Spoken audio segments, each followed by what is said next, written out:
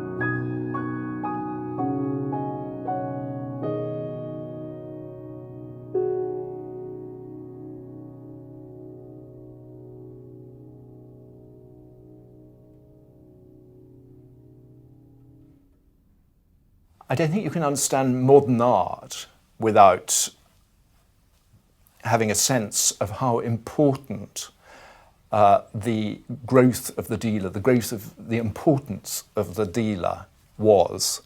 And that importance was first established in the context of Impressionist painting. There was no one else to sell the Impressionists' work for them except themselves, and they tried to do that by having an independent exhibition. When that didn't go very well, they mounted their own auction in 1875.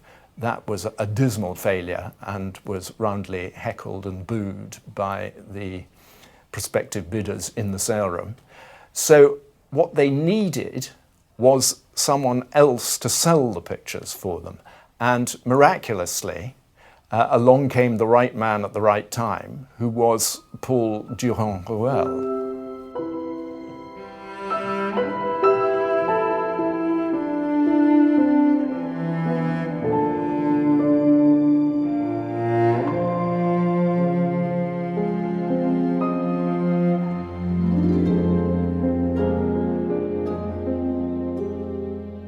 It was the triumph of modern art over academic art. They permanently opened my eyes and reinforced the idea that I might, perhaps in my own humble way, be of some service to true artists by helping to make them better understood and appreciated.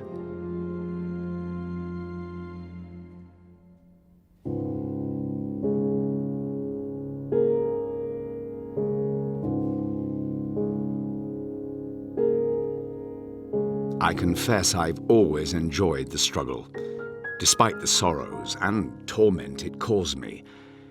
The easy trade of buying whatever is fashionable and immediately reselling it at a profit, always following the current trend, is a business similar to selling clothing. I could never become interested in that. I wanted to become a missionary or a soldier. I found myself on a different field of battle than the one I'd imagined. The weapons were less deadly, but the battles were every bit as relentless, harsh, and exciting.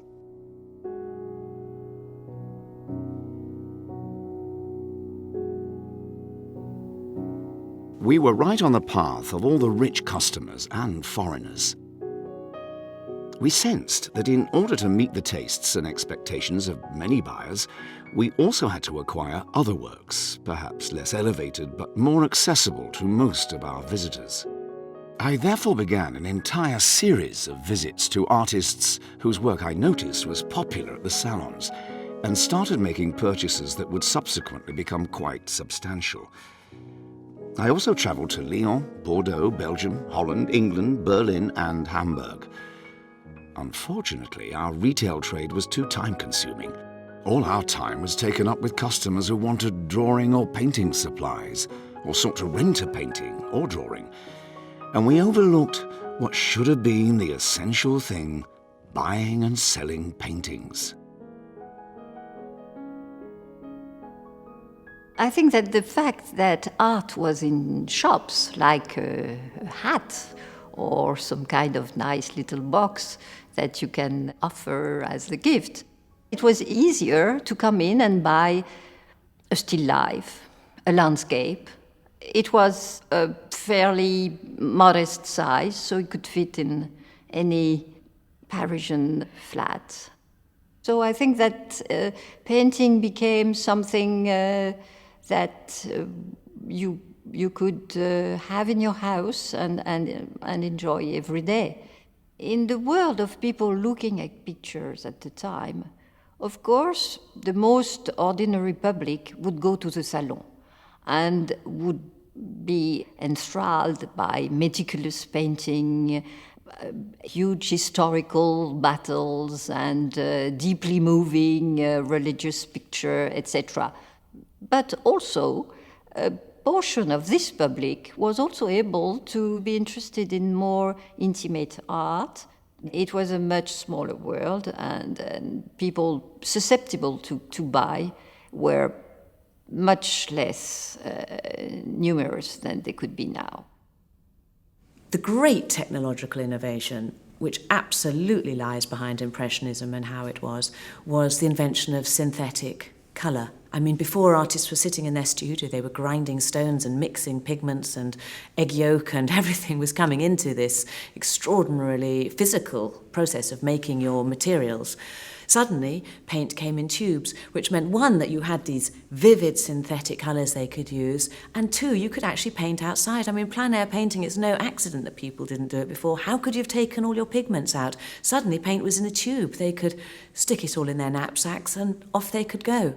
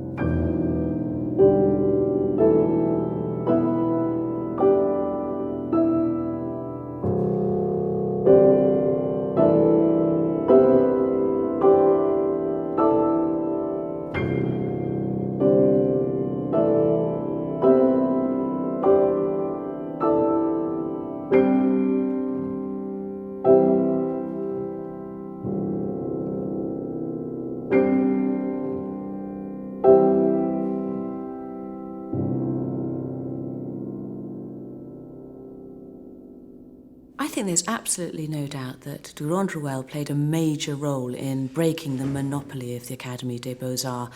The French Academy was an ancient institution going for many hundreds of years, and it had a stranglehold on French culture. It was there to control, to preserve, and to propagate it. And they wanted mythological scenes, they wanted biblical scenes, they wanted narratives, they wanted dramas, and they wanted it to be austere and classical with subdued colour.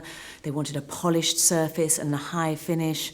And they certainly were not up for the Impressionists, this extraordinary, garish, vivid, sketch-like quality. I mean, it must have jarred their eyes and they sent their senses juddering and reeling.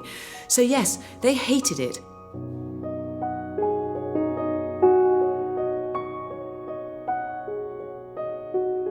The Salon of 1866 decided to accept only 2 works per artist. Manet submitted 2 of his finest works, the fife player and the tragic actor Rouvière in his role as Hamlet.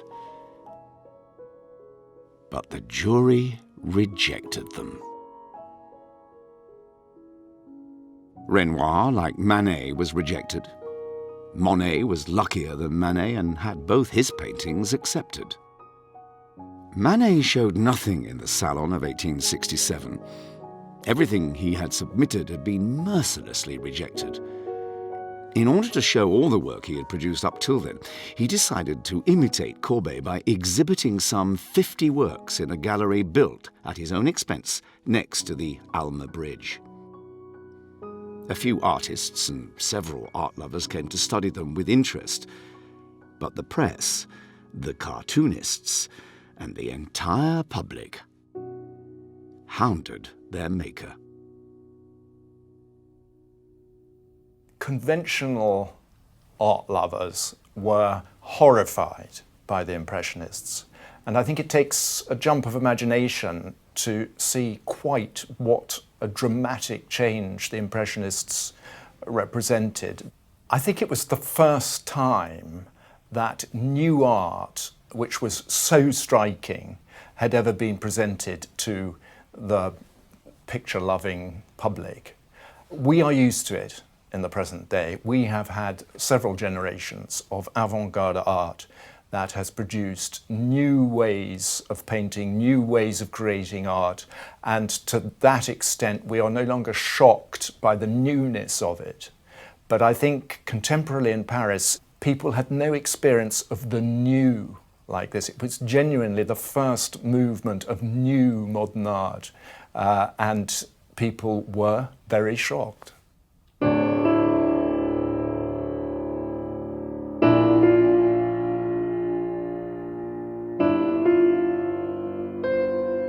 What happened in 1870 was important for the Impressionists. It was because of the Franco-Prussian War that many Frenchmen took refuge in London from Paris. Durand-Ruel was one of them. He dealt in pictures in London for a time when he was in exile, if you like. So too was Monet, and so too was Pissarro. They both came to London, and that was where Durand-Ruel met up with Monet.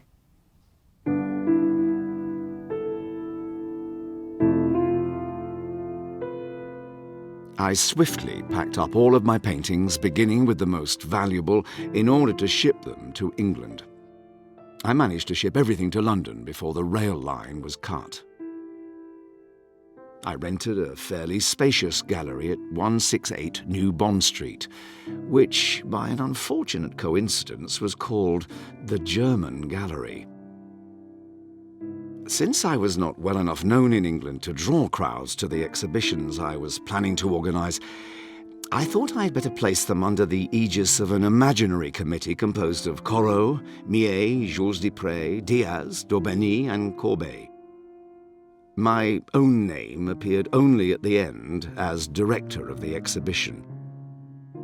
Naturally, I was unable to consult all these artists, but I was absolutely certain they would approve my action. This is the great irony that Durand-Ruel discovered Impressionism in London, really. But the real importance of the Franco-Prussian War, I think, is that Monet and Pissarro discovered Turner. They'd seen Constable. He was actually feted in France.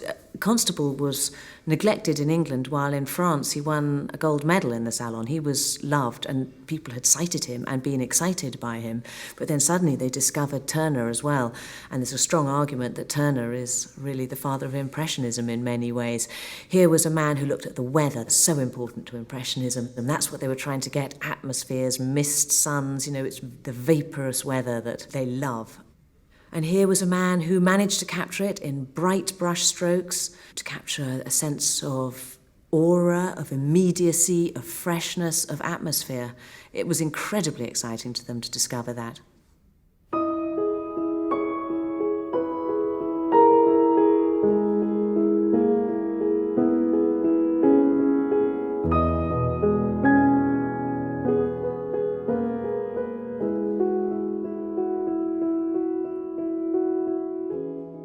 It was in my London gallery early in 1871 that I met Monet, who introduced me in turn to Pissarro. He had just painted several highly interesting pictures. Monet's paintings cost me 300 francs, Pissarro's 200 francs. Those are the prices I continued to pay them for years. No one else would have been so generous, since they were forced to let them go at 100 francs, then at 50 francs or even less, when I was no longer able to continue buying. Shortly afterward, I began to slip a few paintings by these two artists into my exhibitions and managed, with difficulty, to sell a few of them.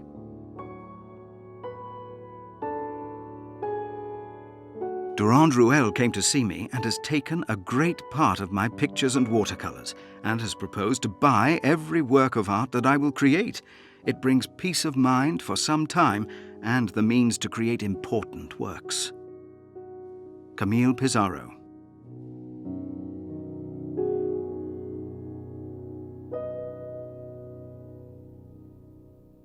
Cette peinture de Pissarro est vraiment une peinture qui est très très importante, qui est vraiment un tournant. C'est la première peinture que Durand-Ruel va acheter à l'artiste lorsqu'il fait la connaissance du peintre et de son œuvre à Londres. C'est un très beau paysage. C'est un paysage qui est fait à Londres, en plein air, à Sydenham, dans un quartier qui est non loin du quartier où vit Pissarro. Et on voit bien, à travers un tableau comme celui-ci, les recherches que mène à ce moment-là Pissarro, quelques années avant l'éclosion de l'impressionnisme. On voit aussi, à travers cette peinture, que Pissarro a beaucoup regardé l'œuvre de Corot. Donc c'est très important, je pense que ça explique aussi l'intérêt que Durand-Ruel va porter aux impressionnistes. Les relations entre Durand-Ruel et les peintres impressionnistes ont été très différentes en fonction des personnalités de chacun des artistes. Avec Pissarro, ce sont des relations donc, qui ont commencé au début des années 1870 à Londres, mais qui ne vont pas être exemptes de tensions parfois entre les deux hommes. Et puis on peut dire également que Durand-Ruel, s'il a soutenu Pissarro, s'il a beaucoup aimé sa peinture, a parfois eu des réserves, eu des critiques à faire sur la peinture de Pissarro, et il n'a pas toujours suivi Pissarro dans les directions qu'il prenait. There's another way in which the Franco-Prussian War is incredibly important in the development of Impressionism, and that is that the defeat of the French created a certain mood in Paris. When everyone went back after the war, the whole landscape had changed. Confidence had gone. There was no longer an emperor. Politically, everything was unstable. And it was in that environment that the revolutionary Impressionists, in terms of their art, were able to express themselves and, if you like, gradually take off. I mean, they were an expression of a certain amount of chaos that existed in Paris after the Franco-Prussian War. So you've got the chaos of the Franco-Prussian War actually being something quite sympathetic for a totally new art movement. What we know about Paul Durand-Ruel is that he came from a rather elevated sector of French bourgeois society. He was very Catholic, he was very royalist, he was very family-oriented, and so the death of his wife soon after returning to Paris, leaving him with these 5 children to raise, was a defining experience for him, and it must have been complicated, on one hand, to take up the new art, to promote it, at the same time to attempt to provide a stable environment to a group of motherless children.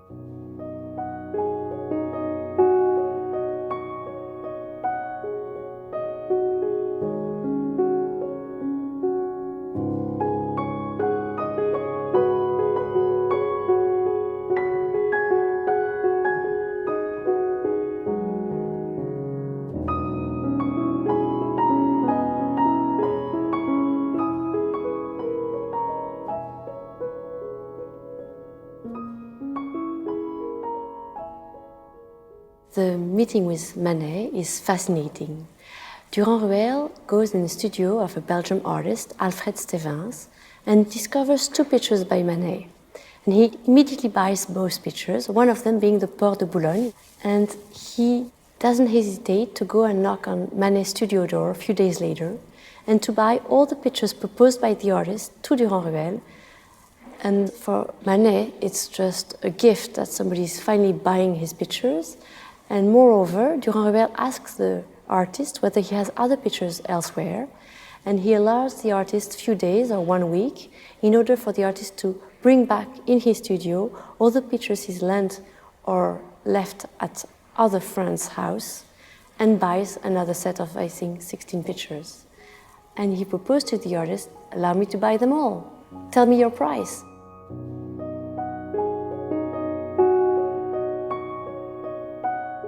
I bought on the spot everything I found there. 23 paintings for 35,000 francs, agreeing to the prices he asked. Without pausing to think about the potential consequences of my imprudent behavior, I increasingly indulged in purchases disproportionate to my means.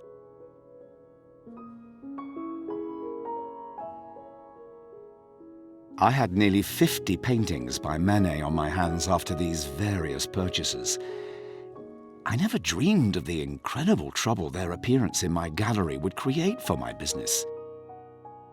These works by a great artist so admired today were not only misunderstood, but they appalled most of my clients, far more than paintings by Monet, Renoir, Sisley, Pissarro and Degas, at which people simply smiled at first, since they had not yet sparked the passionate debate that they would later generate.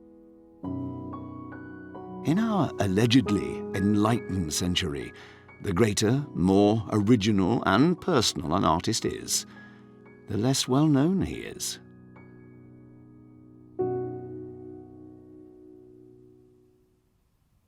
If you look at the people who were buying Impressionism earlier, and there weren't many of them, they were generally people with a slightly sort of quirky take on life. There were a couple of doctors, for instance, who were homeopathic doctors, which was unusual at the time. There was an actor. There was a customs official, very lowly paid, but with an intense pleasure in the newness of Impressionism. These were all guys who were not in the mainstream of normal collecting, but who felt very strongly about how much they liked this new art. And in a sense, they created a prototype, a template for future collectors in succeeding generations of really avant-garde art.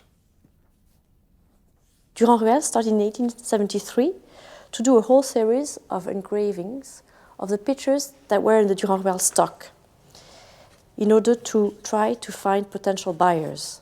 So the potential buyers would subscribe to these reviews and receive them. So they would buy the first livraison, so they would receive the first livraison monthly, and then the second one, and then the third one. So they would receive them as you would receive a newspaper. And for example, here you have a Barry, serre-sur-pied. You have a Bon Vin, so very classic because it's interior of a convent. David, La Mort de Marat. And you would have a Monet, sorry. Moulin en Hollande.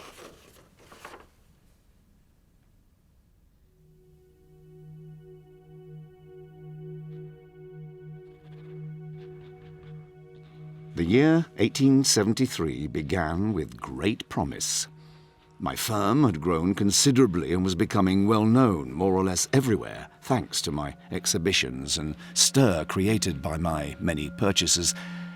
I met with approval in the art world, and I was considered highly creditworthy, which unfortunately prompted me to increase my overdraft far too dangerously. I had begun publication of a catalogue, and I thought I would introduce a few etchings after works by Manet, Degas, Monet, Pissarro, Sisley, but I never intended to shock anyone. Even dealers who might possibly have acknowledged certain qualities criticized me for overstepping my role. Everyone agreed that I had gone mad.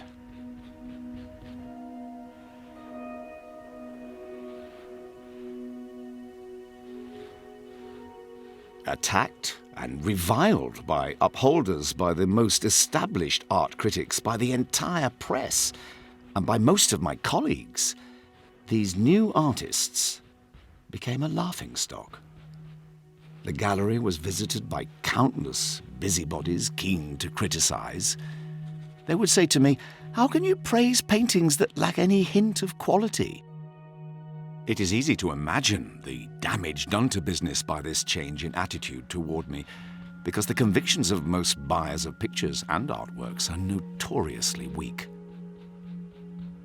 It triggered a terrible struggle that lasted over 20 years. So at auctions I bid the prices up, because I was determined not to let prices slide too far below the true value of things.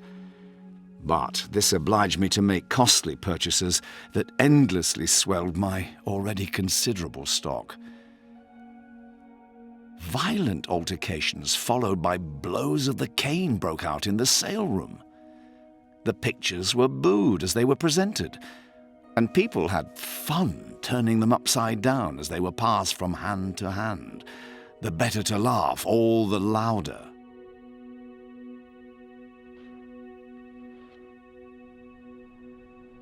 Circumstances forced me to stop buying from and helping out my new friends almost completely.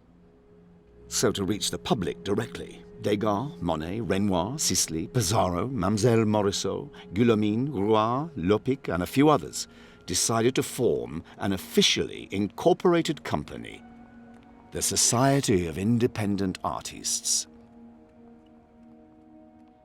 They held a show of their works in large premises belonging to Nadar, the famous photographer, at 35 Boulevard des Capucines. Pictures I bought included Impression, Sunrise, also listed in the catalogue as Impression. The press seized upon this title and applied it to the entire group of exhibitors as a further form of mockery. The label, Impressionists, has stuck to them.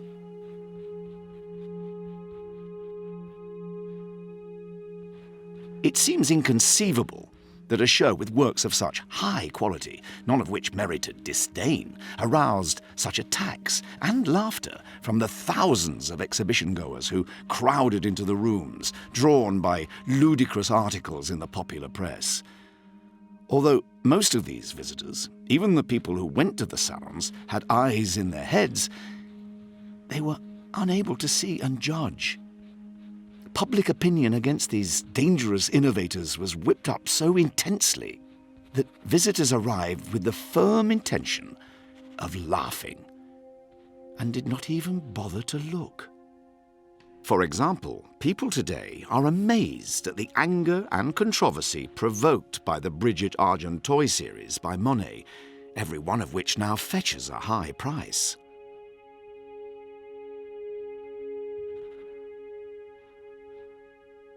Despite the lack of success of their first exhibition in Nadar's premises in 1874, they decided to test public opinion once again in the hope of encountering less hostility.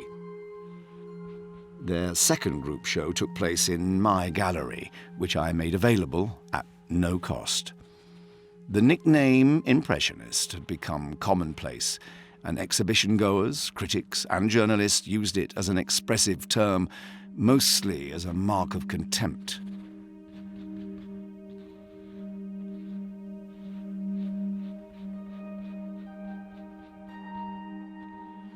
The press became increasingly hostile, as can be seen in the following excerpt from an article by Albert Wolff in Le Figaro. There has just been opened at Durand-Ruel's an exhibition of what is said to be painting. The innocent passer-by enters, attracted by the banners adorning the front, and a cruel spectacle meets his terrified gaze. 5 or 6 lunatics, of whom one is a woman, have chosen to exhibit their works. There are people who burst into laughter in front of these objects. Personally, I am saddened by them. These so-called artists styled themselves intransigents, impressionists. They take up paintbrushes and canvases in the same way that inmates of a madhouse pick up the stones on the road and believe they have found diamonds. France went into a serious economic decline. Fewer and fewer people were buying pictures. Indeed, some of those who'd bought the Impressionists early on felt obliged actually to put them back on the market, which meant that they actually fetched less because the market was being flooded.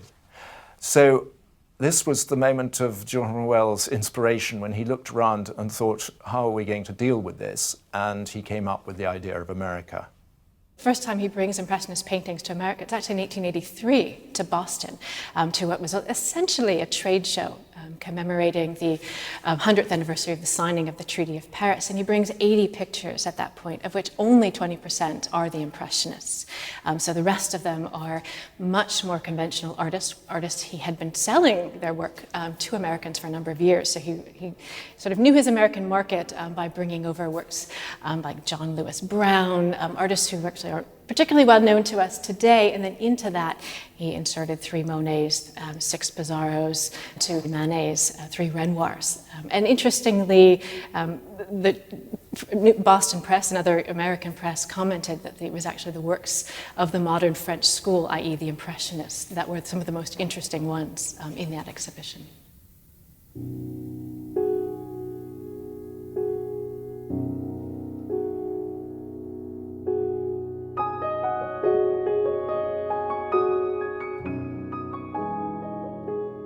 A fortunate coincidence in 1885 put me in touch with the American Art Association in New York. That firm had obtained a privilege normally reserved for museums, mainly the duty-free importation of pictures and objects of art. We agreed that I would immediately ship to New York 300 of the finest paintings I owned by the new school. All shipping, insurance, and advertising costs would be met by them. I accepted these terms eagerly. I think when Durand-Ruel arrives in America, he is absolutely the right man in the right place, bringing with him Impressionist paintings. There was a very real sense in which Americans took to Impressionist painting as the new art for a new country. They almost prided themselves on being more open to this new art than tired old Europe was. On top of that, they were making a lot of money. In the last 25 years of the 19th century, huge fortunes were made on the back of the greatest stability post-Civil War, on the back of huge new industrial developments. There were an awful lot of rich people there wanting to buy art, but excited by the idea of a new art in a way that perhaps Europeans weren't yet.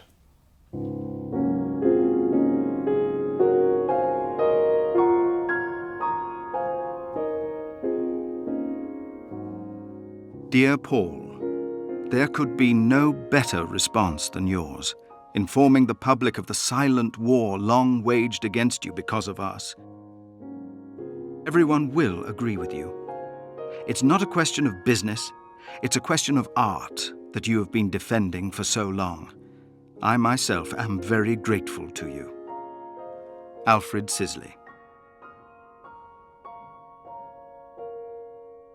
Do what the public, press, dealers may, they will not destroy your true quality, your love of the art and defense of living artists. In the future, this will be your claim to fame, because you were the only one. Pierre-Auguste Renoir.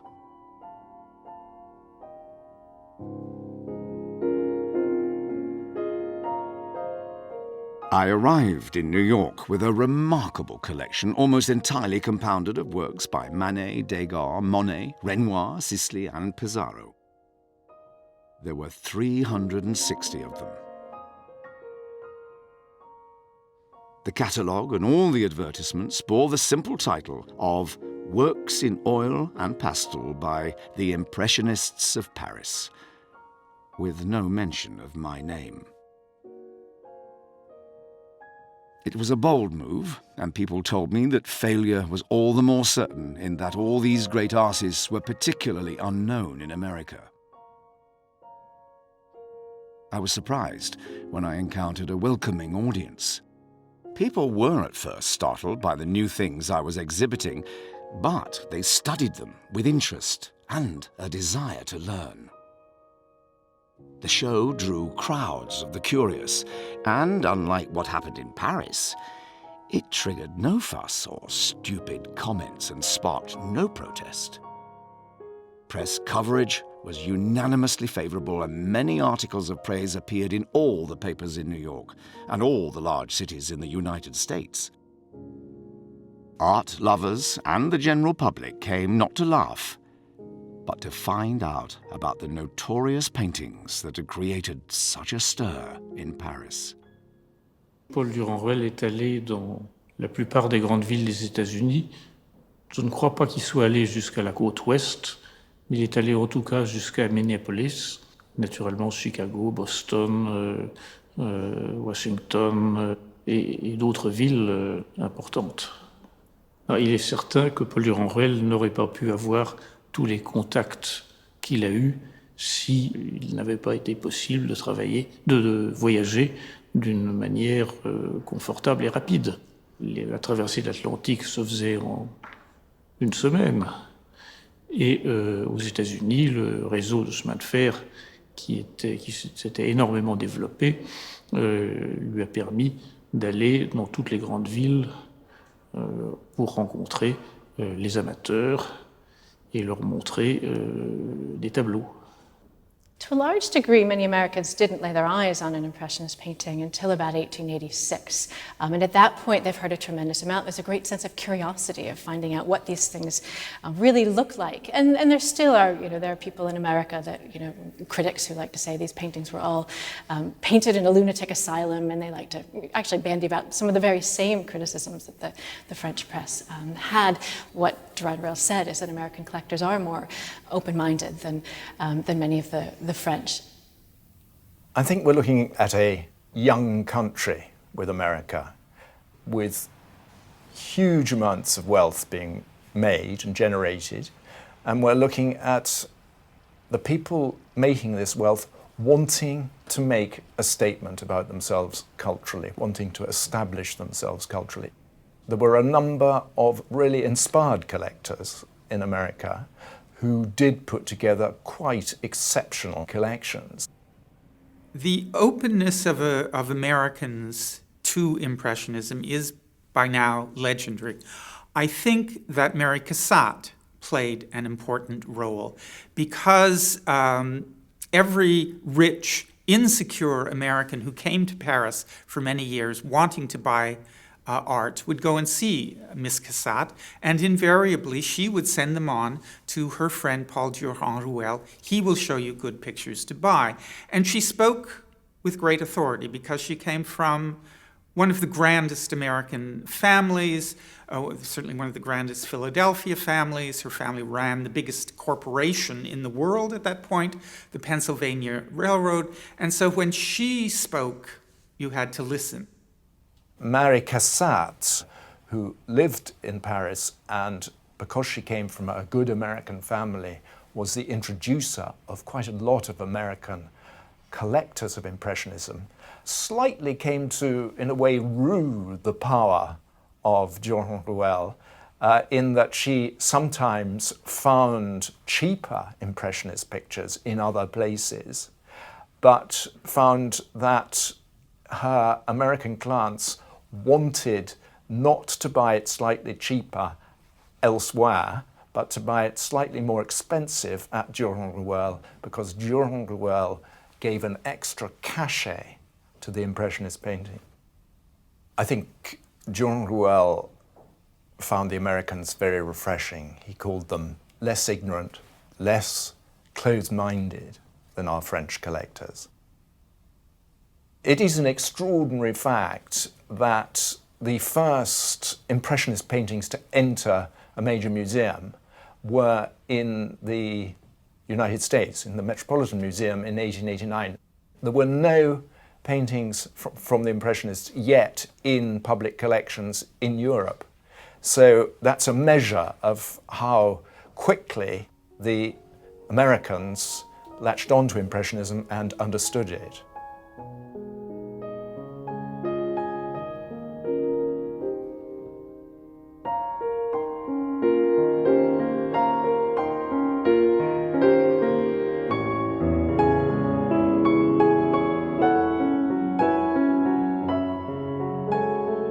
My success on the other side of the Atlantic had a significant repercussion in France. The same people who had either not dared to buy a Manet, Renoir or Monet, or would pay only a few hundred francs for them, now resolved to pay as much as the Americans. So, little by little, prices increased. So did the number of collectors.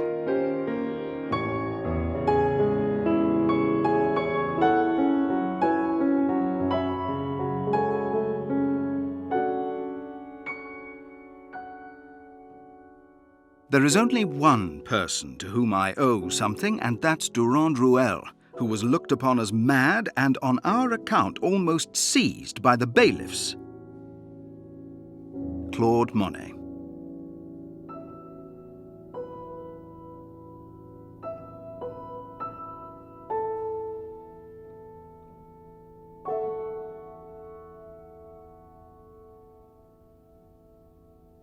Now we're seeing the last book from Paul Durand-Ruel's life. So it goes all the way up to 1921. Paul Durand-Ruel died in 1922. So from 1891 onwards, Durand-Ruel never changed the stock numbers. And this stock books goes all the way to number 11,902. That's the last stock number in May 1921. That's why we can say that more than 11,000 pictures went through the Durand-Ruel gallery during Paul Durand-Ruel's lifetime.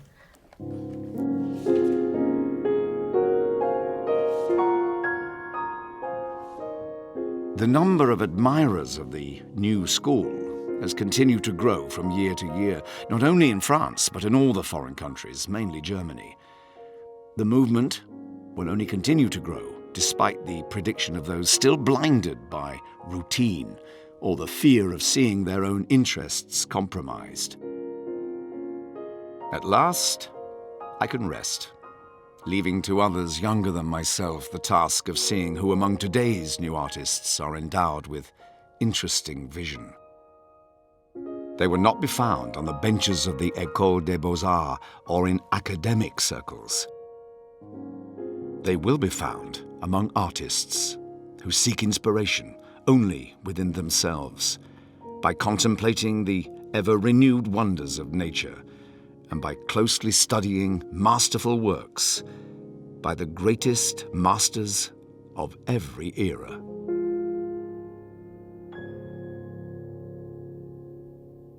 Durand-Ruel certainly was one of the first to be this medium between the public and the artist. And he was not the first, because there were several dealers before, but he was probably one of the most sympathetic, because he was truly interested in their art. I think the real impact of Paul Durand-Ruel was less on the history of art, because the artists might have done it for themselves, but then on the history of the art market. He established the art market of the 20th century. The idea of finding an outsider, believing in an outsider, backing an outsider, that was absolutely crucial throughout the 20th century. This man was important because he took a very calculated risk. He knew what he was doing as an art dealer, but now he put his expertise to selling an entirely new kind of art. It could have gone very wrong.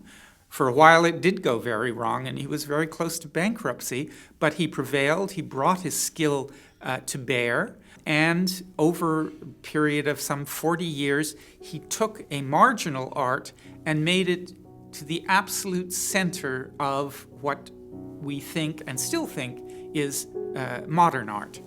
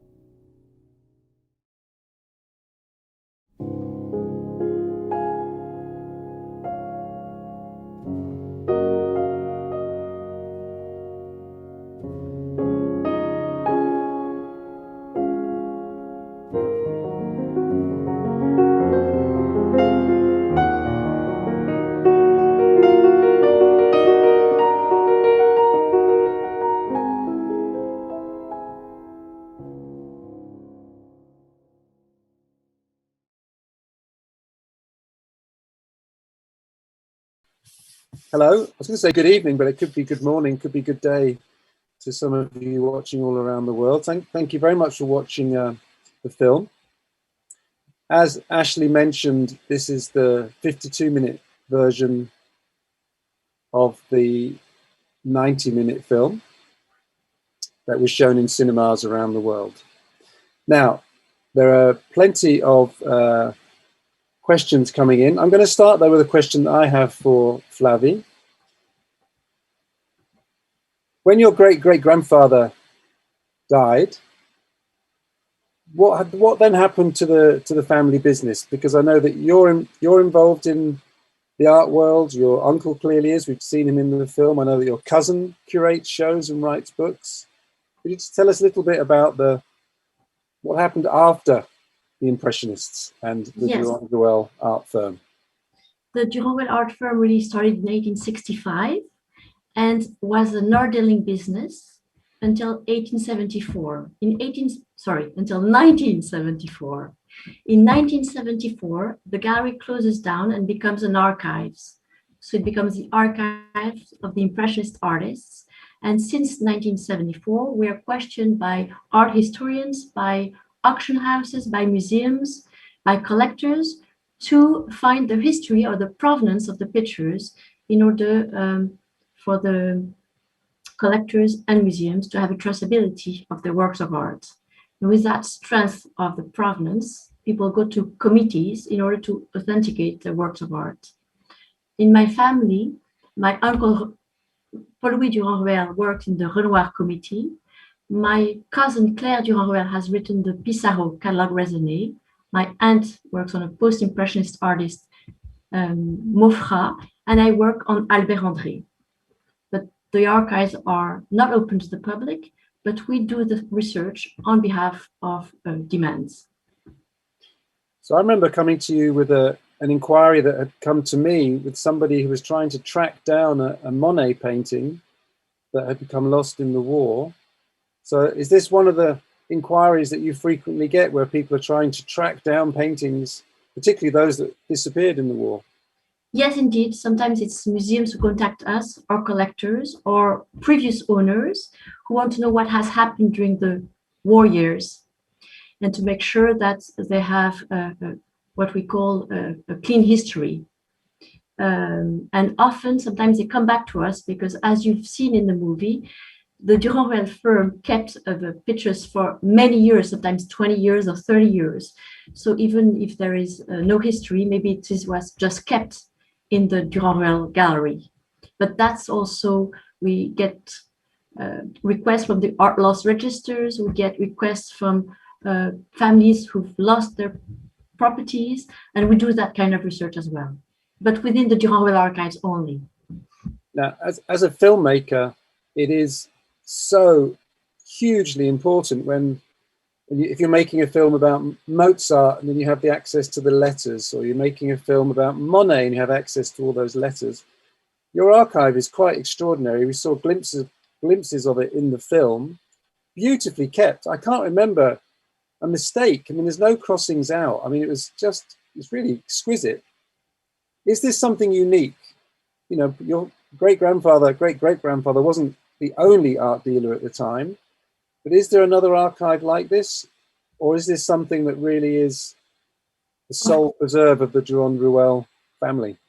Of course, you're going to think I'm not objective, but it is quite unique because it goes as far back as 1863, and it's all written in handwritten books, what we call registers, and next to these registers, we have all the letters from Monet to Durand-Ruel, from Marie Cassatt to Durand-Ruel, and copies of the letters from Durand-Ruel to the artists, which was there.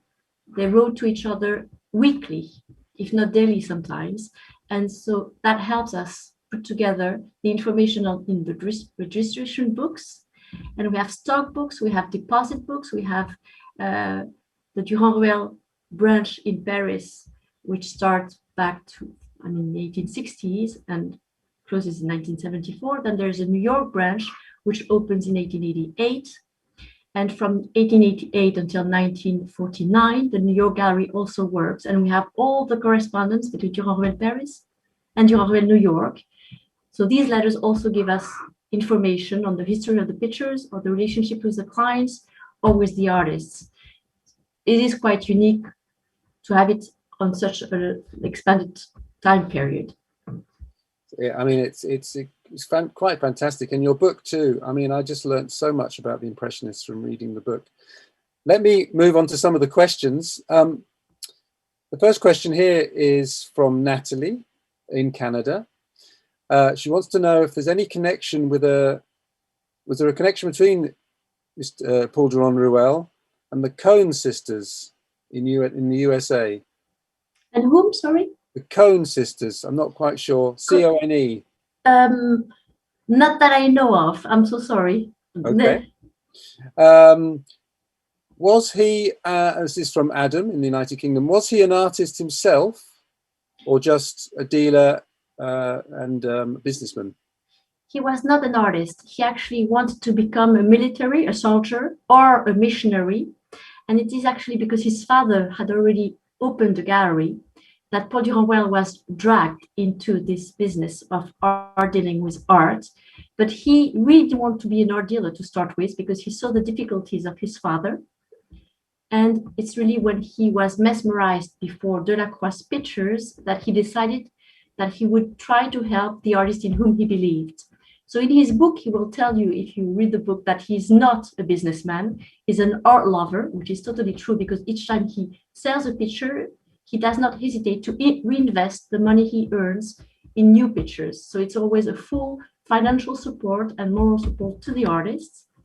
And he's not a businessman. Although, when you look at the way he completely redefined the role of the art dealer, the professional art dealer, he is an amazing businessman, because he has ideas of, he wishes to have the monopoly of the artist production in exchange of a monthly payment. He wanted to offer the artists money for them to be free of that financial anxiety and to be able to create without the worry of finance. He created international galleries, having galleries in Paris, Brussels, London, and then New York. He also wanted to open his gallery as well as his apartment to collectors, artists. He wanted them to understand how even such contemporary works of art with, as mentioned in the movie, apple green, flash purples, pink, could well be appreciated within an apartment, to see the classic surrounding of an apartment with these very contemporary pictures. That was one of his theory. And also he created a magazine to promote the artists. He created what we see today very often, which were individual exhibition, where one artist would exhibit all his works of art. So all this is quite business oriented, just to enable to have a recognition for his artists. And he didn't have so much money. And each time he sold pictures, he reinvested his money in the new pictures.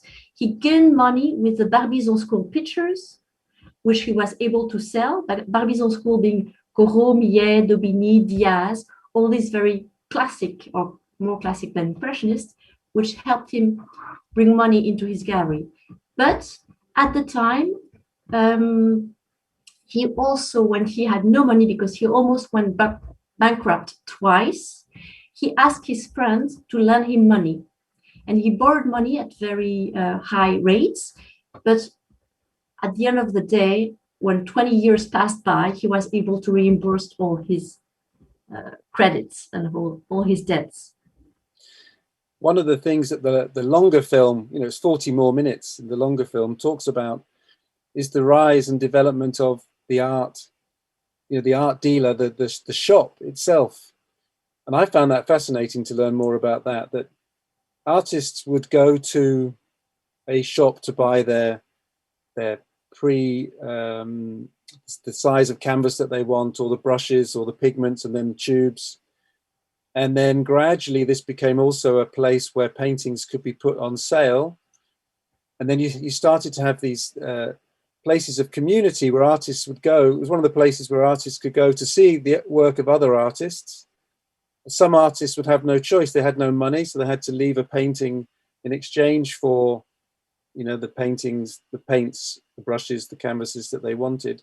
So that's all happening at the same time. So your great-great-grandfather is emerging out of this new market for art. Isn't that correct? Yes, he starts by exchanging. His father, Jean Durand, married Marie Ruel, and Jean Durand is the main employee of a paper shop owned by his wife, Marie Ruel. Together, they will be called Durand-Ruel. But what's amazing with Jean Durand is that he agrees to offer supplies such as canvases, paint, brushes to these artists who have little money and are very happy to be able to exchange their pictures against furniture. And slowly by slowly, he's actually exhibiting his paper shop, the English aquarellist, very popular of the time. And that's how he starts to exhibit some artists. And it's later on his son, Paul Durand-Ruel, to extend that to the Barbizon School and to the Impressionist artists. So it's really, we tend to forget that behind these pictures, which we look at with admiration and as masterpieces, there's a man who paints them, who steps backwards 3 steps, put a little brush of green, a little brush of pink, and then there's a man who trusts in what he sees, which is the dealer, who fully believes that he can spend all his money on the artist's creation to support the artist. You have to know that this man, Paul Durand-Ruel, is totally crazy. I mean, after his death, Monet will recall, we were treated as crazy men, but there was one man who was crazier than us all. It was an art dealer who defended us. Mm-hmm. And his wife dies when she's not yet 30 years old. He remains single parent of a family of 5 children, whose eldest child is 9. The youngest child is not 1 year old. But why am I telling you that? That his wife was really the last person who could stop him from buying tremendously. So when she disappears, he's of course extremely sad, but then there is no stopping him from buying and buying and buying, even if he's close to bankrupt, because he truly believes in these pictures. Good. I have a question here about Courtney in the UK. Having found out that the USA welcomed and appreciated the Impressionist art more than the French, why do you think this was? That's kind of dealt with that in the film a little bit. Do you think there's still a divide in those who like it and don't like it in different areas and countries? It is really significant and noticeable that no gallery would buy an Impressionist work in France or Britain. The director of the National Gallery said, "I would rather turn this place into a church than hang an Impressionist painting." But then when he goes to the United States, I think the first two paintings, correct me if I'm wrong, the first two paintings hung in a major gallery, which was the Met, the two Degas, which came through Paul Durand-Ruel. Do you still, from your experience, feel that there are areas in the world that are much more in tune and in love with the Impressionist artists than others, or do you think they are now globally admired? Well, it's I think they are quite globally admired because they have entered art history. When in 1886, France, England, Europe doesn't really look at these pictures, it's also because they've been spoiled. They've got the Flemish painters, they've got the Italian painters. I mean, they are so spoiled with great painting that they don't really need newcomers, as they would see these young artists who are painting with colors which are far too bright. While in America is constructing itself. New wealthy families are arising with the railroads market industry, and they are much more free. They are a new country, so they want to have a better look, and they follow Durand-Ruel not only because maybe they are fascinated by the pictures, but also because Durand-Ruel is already well known in America for having been the defender of the Barbizon School artists. So because he's been defending the Barbizon schools, who are now, by then, in 1886, fully recognized, the American trusts the dealer in his taste and thinks that maybe he could be discovering the new generation. And also there's a key import, I mean, it was mentioned in the movie, but Marie Cassatt is absolutely key to that success, because Marie Cassatt is one of the richest families in America then, and she will introduce to Durand-Ruel all the new wealthy family, like her brother, Alexander Cassatt, who is the Pennsylvania Railroad #1. And all these families are going to really have a different look and a brand new look at this art. I mean, strong of the success, then the Europeans are going to have a second look at these pictures. And today it's almost, if there's a newer country which wants to show contemporary art, if a museum is created, they will go to have some old master pictures, some impressionist pictures, and then they will go to contemporary art. In the 1980s, in Japan, Renoir was just a superstar. I mean, Japan, to go back before, after America, one of the countries which is really accepting Impressionists is Germany. And then it's England and France. And then, so today, yes, I think that Impressionist is part of the art history and is well appreciated, I would believe, worldwide. The impact on the United States is absolutely fascinating. And as the film talks about, you have to understand what's happening in the United States and the social changes which clearly had an impact. It's also worth bearing in mind, in the context of this screening tonight, that Jewish dealers, Jewish collectors were very important. And again, there are historical reasons for that in the 1860s and 1870s. In fact, in Europe too, there are moves to make Jewish communities more accepted with more rights and so on. But it wasn't everywhere, and there was still a great deal of difficulties. And in one sense, for rich Jewish people to buy art was also a way of demonstrating their position in society, trying to be more accepted by Gentile society. So there's a whole story there, which is very interesting. Back to the questions. Somebody asks if we can do a film about American Impressionism. Well, that's a very nice question, because we have. We recently finished with exhibition on screen our 27th feature film. And indeed, we have 3 or 4 films which are just sitting, waiting to be released because of COVID. We had to stop our release of films. There's a Raphael, there's a number of films. But there probably are, Flavie, 5 or 6 films where, for me as a director or co-writer, if somebody else was directing it, understanding the importance of Paul Durand-Ruel has been so significant. So we did make a film about, it's called The Artist's Garden, American Impressionism. It's a fascinating film. These artists, because of Paul Durand-Ruel and 1 or 2 others, but primarily because of Paul Durand-Ruel, they become exposed to Impressionist art, and they then they go the other way. They go to Europe. In fact, they go to Giverny in particular. There was a hotel in Giverny where the owner of the hotel had so many Americans staying that she developed her own recipe for baked beans, because that's what the Americans wanted to eat. Poor old Claude Monet just wanted to sit alone and paint, and he had these Americans bothering him all the time.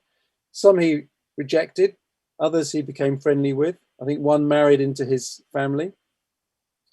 But then these artists went back to the United States, and they use Impressionism to tell a different story, because what's happening in the United States is different to what's happening in Europe. It's a very interesting film. We made a film specifically about Monet. And again, when you start reading all his letters, you see the letters that go between him and Paul Durand-Ruel. Monet was actually very poor. And he ends up moving further and further away from Paris because it becomes cheaper. And he sends a letter saying, I found this nice place in a village or a town called Giverny. I'd like to rent it, but you need to lend me the money. And eventually he does get the money from Paul Durand-Ruel. And then Paul Durand-Ruel selling his paintings makes him wealthy enough to actually buy the house and the land across the road, which becomes the famous lily ponds and so on and so forth. A film that I'm about to make is about Camille Pissarro. In fact, I've got his book of letters here. Again, I hadn't realized until reading this book just how poor he was. He was destitute, Camille Pissarro, but again, your great-great-grandfather was the only person really sending him money. So he's always popping up. Before collecting art, what was the profession of Paul Durand-Ruel? Before going to that question, I just want to add to what you just said. It's true that they didn't have money, and Paul Durand-Ruel gave them money when he had enough money. And he even paid the doctor's bill of the family. He paid the renters of their house. He paid whatever they had to pay, because that's the way he saw he took his role on. No, he didn't have, well, yes. So as I told you earlier, Paul Durand-Ruel wanted to be a military, and he was accepted at the very, very well-known military school called Saint-Cyr in France. And he was going to go into the school when his father asked him to help him in the paper shop, which had become slowly a gallery. So his dream was to be a missionary or a military, but he never had any other role than being an art dealer. Now, this is the question I was going to ask you too. So again, we've made a couple of films about Van Gogh, and he did sell 1 or 2 artworks in his lifetime. It's not true to say he never sold a painting. But Paul Durand-Ruel never represents Vincent van Gogh and only barely represents Paul Cézanne. Were they too modern even for him? I mean, obviously he's dealing with modern artists, but were those two even too much for Paul Durand-Ruel? Why does he not? I know that Theo van Gogh was Vincent's dealer, but still, Why does Paul Durand-Ruel not deal in those artists? Well, as you said, Vincent van Gogh's brother, Theo van Gogh, worked at Goupil, which later on became Bousseau-Valadon. So he was already an art dealer, and he wanted to promote his brother's works of art. So basically, Van Gogh never contacted Durand-Ruel in order to be represented by him. And Cézanne, he came to Cézanne later on. Cézanne was also close to Van Gogh and to Theo van Gogh, but probably it was another step forward into contemporary art.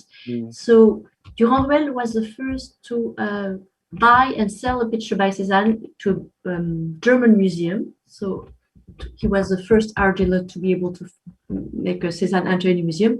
But it's true that it was probably too modern.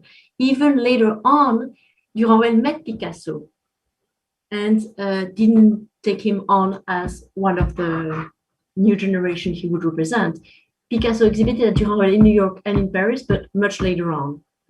So you have to see that he first defends the Barbizon school, then he defends the Impressionists, and it's not just a 1 year or 2 year battle. I mean, he meets them in 1871. He goes through 2 bankruptcy, almost bankrupt.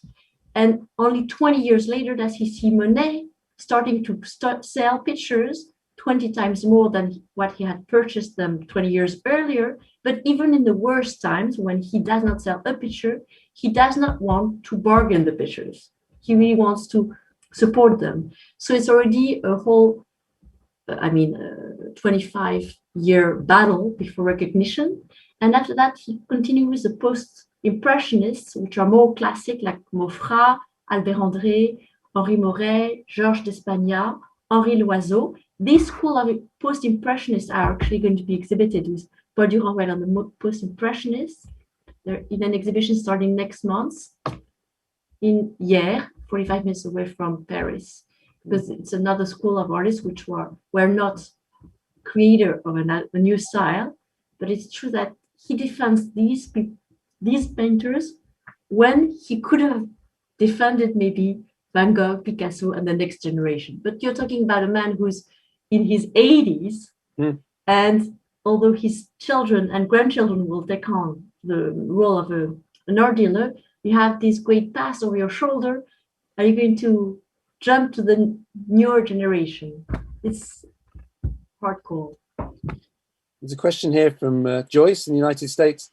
Did Paul Durand-Ruel have any relationship with Ambroise Vollard, obviously another famous artist? Yes, of course. Ambroise Vollard was 20 or I think even 40 years younger than Paul. So he's the next generation of dealing, but they knew each other. And between dealers, sometimes there is rivalry, but sometimes there is no rivalry. I mean, a lot of dealers, because, for example, Durand-Ruel, when he didn't have enough finance to support his artist, he would buy in half with other dealers, such as Bernheim Jeune, which now is Bernheim Jeune, but Bernheim at the time. So you don't always have rivalry. When Vollard comes, he doesn't, he comes much later on, and he's not interested by impressionist pictures, but more by drawings, studies. It's only later on that he will defend more impressionists and, of course, Cézanne. It's not a rivalry, but they did some business together. Do you think, as an art historian, that there's any mileage, as we say, in the argument that once somebody like Claude Monet knows that a painting's barely dry before he can give it to Paul Durand-Ruel, and it will disappear forever and be sold, perhaps in the United States, perhaps in Germany. But Monet knows that whatever he paints can now be sold, and that perhaps allows him to explore his series paintings, so grain stacks or the front of Rouen Cathedral and other areas. Do you think that because he knew whatever he did now was going to sell and going to sell at a decent price, he could do these series? Or do you think that he would have done, Claude Monet would have done them anyway? Well, both answers could be given to your question. First is Claude Monet, if he had not received the financial support from Durand-Ruel, could not have lived from painting. So may have either met another dealer but much later on, or stopped painting. That sounds very obnoxious that I say so, but it could be. The other thing is that in 1886, so Monet has met Durand-Ruel in 1871. In 1886, still no success. When he goes to America, Durand-Ruel writes to Monet, I think we should revolutionize the new world before the old world, new world being America and the old world being Europe. Monet is totally frightened. He says, I don't want to see my pictures go to the country of the Yankees. No way. I mean, all the pictures I produce must stay in Europe. You want to go to America? I will never see my pictures again. So he's not at all enthusiastic about it. Cassatt helps the art dealer, and nevertheless, he will go to America in 1886. To come back to the series, Durand-Ruel will exhibit in his gallery all the series made by Monet. But even so, we've spoken a lot about the financial support of the dealer to the artists. We tend to forget the moral support. You have to know that Monet is super, not depressive, but almost depressive. His main worries is, of course, money, but the first worry he has is the weather. If the weather is not good, he cannot paint. So you have to imagine the artist in nature, in preparing 1, 2, 3, 4, 5, 6 dozens of pictures at the same time outside. And when the light changes, he changes canvas. And then the sun comes back, he returns to his sunny picture. So the idea of series was already in his, I think, in his ADN, I would say. I see. Yeah. And Durand-Ruel tells him, even writes to him, stop destroying your pictures. You're too harsh on yourself. Please keep them and you will work on them later on. So the idea of series was within the artist's mind, creative qualities, and Durand-Ruel supports him and tells him to be easy on himself. So the idea of series was within Monet, probably. Okay. Mike from America asks a very good question, which is the names of paintings, like the names of music. Many of the names that we think of the works of Beethoven and Mozart weren't given by Mozart or Beethoven, they were given by dealers later. So the paintings that Paul Durand-Ruel picks up from Manet, Monet, Pissarro were presumably not named. Does he give them names? Because in the book, in the catalogues, they're named. Or, I mean, how does that naming process evolve? Who gives the paintings the names? I believe the artist gives the names, but the name can change. I mean, just to tell you the story, which some of you may already know, when the first Impressionist exhibition takes place at the studio of Nadar, Monet doesn't have a name for his Impression Sunrise. And they ask him, please give us a name. And I don't know who next to him says Impression and says, okay, I'll call it Impression Sunrise. And that's a name Monet gives to his picture almost at the opening of the exhibition, very soon when he exhibits them. So it's true that titles are not a priority for artists. They paint, and behind that, after that, they will give a name. In our stock books, you have pictures which change name over the years. So the only way to be sure we're speaking about the same picture, which may have changed names, is the photo number.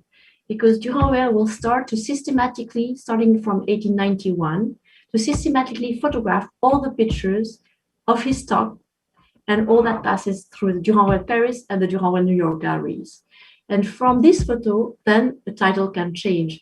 I remember there is a beautiful picture which represents two sisters, and it was called for a long time Two Sisters, until we realized it was not at all Two Sisters, and we called it On the Terrace. Not we, but art historians changed the name. So artists, depending on some more contemporary artists who may be really key on choosing titles, I don't think it's a priority. Durand-Ruel, of course, I wasn't there, so I can't tell you. But on the back of the pictures of the artist, you have labels, white labels, not always with Durand-Ruel name. Often there's nothing, and you see the artist name and a title handwritten, and then a photo number directly written on the stretcher.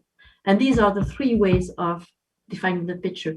So is it the artists who bring the pictures at the gallery and then together they put the label and put the title? I think Durand-Ruel had more influence, not regarding titles, but maybe some subject to paint or not to paint, or to address subject matters more than others. Oh, really? So you think he might have said to an artist, I'll tell you what the Americans really like is they like landscapes with lots of blue. I mean, well, he did tell Monet, you must finish your pictures. You can't leave blanks. You must really, collectors want well-finished pictures. And it's true that it's a double theory. Paul Durand-Ruel loved Impressionist pictures in which with 3 brush strokes, you have movement, you have a lady. It's not just painting the eyes, the ears, the hairs, but just with few brush strokes, you have the life and the image. Yet you want well-finished pictures, meaning it must be planted everywhere. You can't just... So Monet would paint his pictures outdoors and then finish them in his studio. Philip Hook, who's in the film, is a very important man at Sotheby's. I think again in the longer film, he talks about the fact that even today, when they're pricing up paintings, it is partially done on the size. The bigger the canvas, the more they'll charge. And they've discovered they'll also take into account the predominant colors. And I think he says that blue is the most popular. So if a painting's got a lot of blue in it, they tend to charge more than if it's got green. I mean, it's quite extraordinary. Have you ever... We recently finished a film, it's ready to be released, about Van Gogh's Sunflowers. And there are 7 paintings in particular, wildly famous paintings of sunflowers in a vase. Now, one of those 7 disappeared in the war, in that it was destroyed in a bombing raid the same day as Hiroshima, though it was a conventional bomb. It would be an enormous task, but could you even posit a guess of all those paintings that went through Paul Durand-Ruel's books? How many do you think were lost in the war? I mean, are we talking a handful, dozens, hundreds, thousands? I mean, what was, or were paintings saved? Predominantly 90% of them survived. Well, I must say there are 2 wars. There's First World War 1914-1918, and at the time Durand-Ruel was very much in business with Germany and trusted a dealer who was 20 years younger than him, the Cassirer family. And during that first war, Cassirer has hundreds of pictures from Durand-Ruel, which will disappear because he will die and we don't know where the stock went. So all these hundreds of pictures which were on deposit Cassirer disappeared. But the German government, how do I say, dédommagé, so reimbursed the dealer at a value extremely low, but at least that was all settled. During World War II, Paul Durand-Ruel hid all his pictures and the pictures of his collectors outside of Paris in a family house, completely outside, outdoors, to save them. So from what he had in stock and from what his friend and collectors, and as you said, there were a lot of Jewish great collectors, which were collectors of the Durand-Ruel clients from the house. These pictures, which were hidden by Durand-Ruel outdoors, of course, didn't disappear. So did I answer your question? Yes. I mean,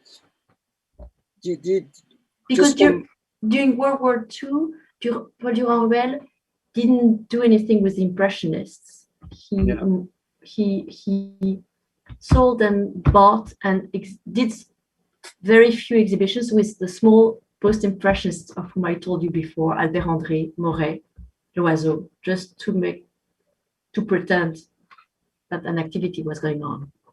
I just wonder how often somebody will come to you saying, we're trying to find a painting that was in our apartment in Vienna in 1938, 1939, and it has now disappeared. Obviously, if it were in a gallery, it would be easy to find, but it could be in a private collection and just hidden. But the likelihood is that it disappeared and was maybe destroyed. Does that happen fairly often, or only on rare occasion? On rare occasion, but we are really open. We also had that's really a nonsense, total nonsense. But we had a company who contacted us, telling us he was researching a Pissarro, which was in black and white in the catalog raisonné. And actually, this Pissarro was in a collection of people we knew very well, which had never left the collection for the past 80 years. So we were in shock that someone was actually doing a research, not based on a family research, but on just trying to find pictures which were missing. But basically, we do have even Chrissy Sotheby's who asked us during the war years to do some research, and we are really open. People can really ask us because we'll look into our archives, and if we have any information, we'll share it with much pleasure.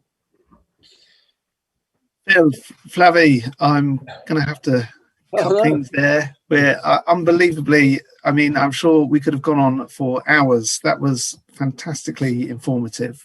Thank you so much. I'm sure on behalf of everybody who's watched, they found that tremendously interesting.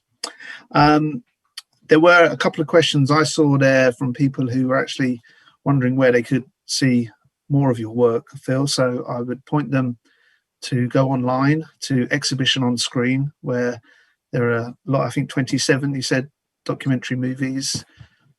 So please. I'll slightly different. If they go to the broader company address, which is 7th, SEVENTH-ART.com, that's where the online shop is to download by the DVD, either of Exhibition on Screen or all the other art and history films that we've made.